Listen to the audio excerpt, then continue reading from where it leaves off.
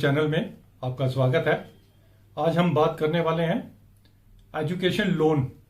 India में किस किस तरह के एजुकेशन लोन मिलते हैं उनके बारे में बात करने वाले हैं। स्टेट बैंक ऑफ इंडिया 3 तरह के एजुकेशन लोन देता है। एक तो नॉर्मल स्टूडेंट लोन जो तकरीबन 20 लाख तक का अगर आपका रिक्वायरमेंट है और आप इंडिया में ही पढ़ना चाहते हैं तो स्टूडेंट लोन अप्लाई करता है।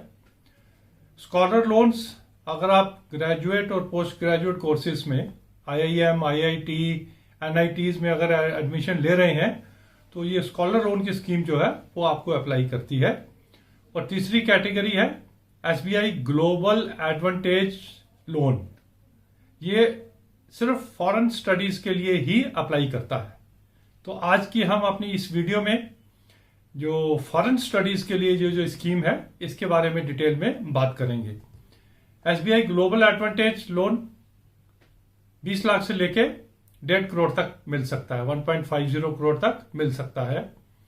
मार्जिन रिक्वायरमेंट है इसकी 10% कि टोटल अगर 100 रुपए आपके लगेंगे तो 10 रुपए आपको डालने पड़ेंगे और 90 रुपीज तक बैंक इसको फाइनेंस कर देता है।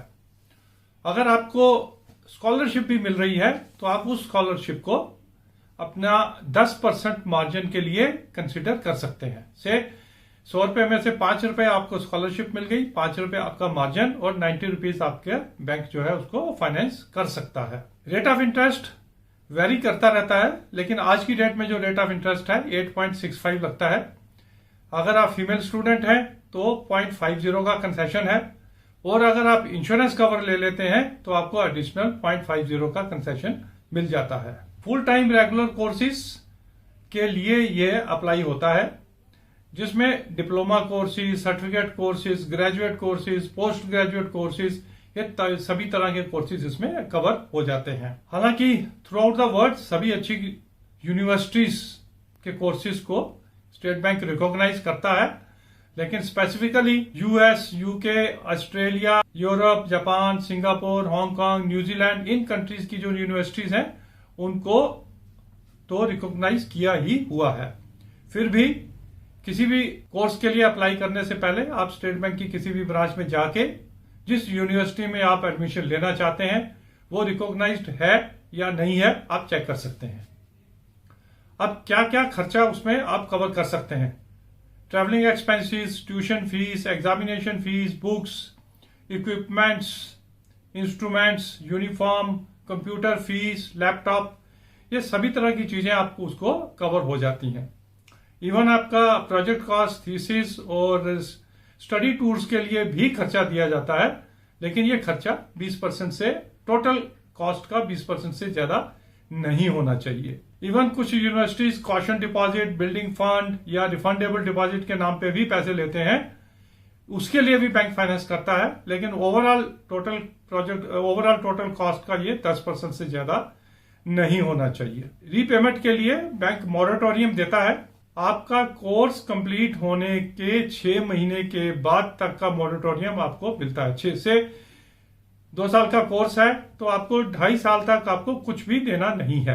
हालांकि आप अपनी मर्जी से ड्यूरिंग दिस पीरियड आप इंटरेस्ट पे कर सकते हैं, लेकिन बैंक की तरफ से कंपल्शन नहीं है। आपकी पहली इंस्टॉलमेंट ड्यू होगी कोर्स पीरियड प्लस 6 मंथ के बाद। उसके बाद आप अगले 15 साल में इसको रीपे कर सकते हैं। टैक्स एग्जम्पशन, इनकम टैक्स की एग्जम्पशन सेक्शन 80E में मिलती है।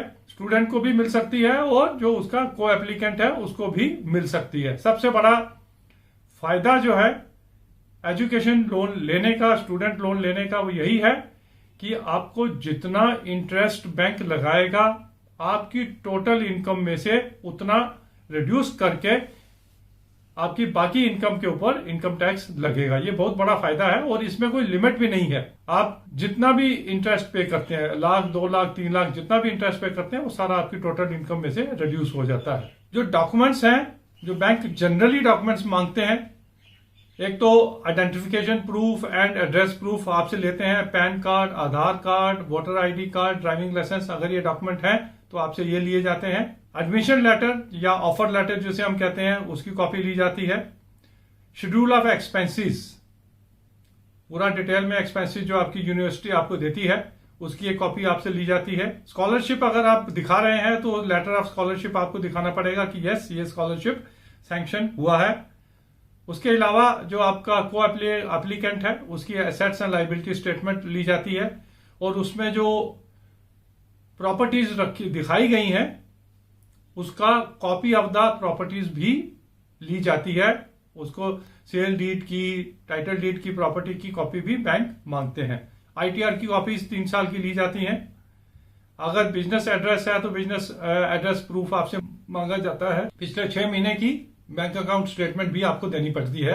प्रोसेसिंग फीस 10,000 रुपया नॉन जनरली लगाई जाती है एजुकेशन लोन पे, और इसके अलावा लीगल और जो वैल्यूएशन फीस है 7,500 बैंक वो भी लेते हैं। 100% कोलेट्रल बैंक्स मांगते हैं और जो किसी भी फॉर्म में हो सकती है। जनरली ये प्रॉपर्टीज की फॉर्म में ही होती है।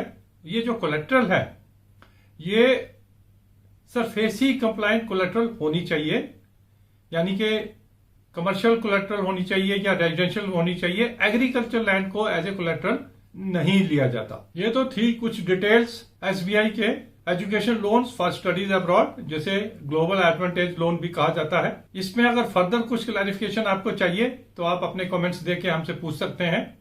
बाकी 2 स्कीम्स के बारे में हम सेपरेटली वीडियो बना के उसकी डिटेल्स आपको देंगे। अगर आपको ये छोटा सा इंफॉर्मेटिव वीडियो अच्छा लगा तो please subscribe to our channel so that in future also good analysis on banking and finance related topics और एजुकेशन रिलेटेड टॉपिक्स के ऊपर आपके लिए हम लाते रहें। Thank you very much.